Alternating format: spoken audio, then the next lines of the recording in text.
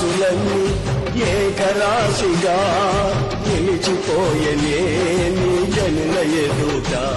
అవి భూకంపాలే అయినా పెను తుఫానులే అయినా, అవి భూకంపాలే అయినా పెను తుఫానులే అయినా, నీ కృపయే శాసించునా, అవి అణగిపోవునా.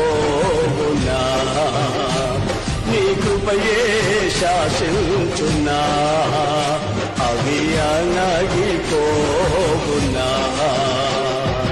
నీ కృప నాకు చాలును, నీ కృప లేనిది నే బ్రతుకలేను.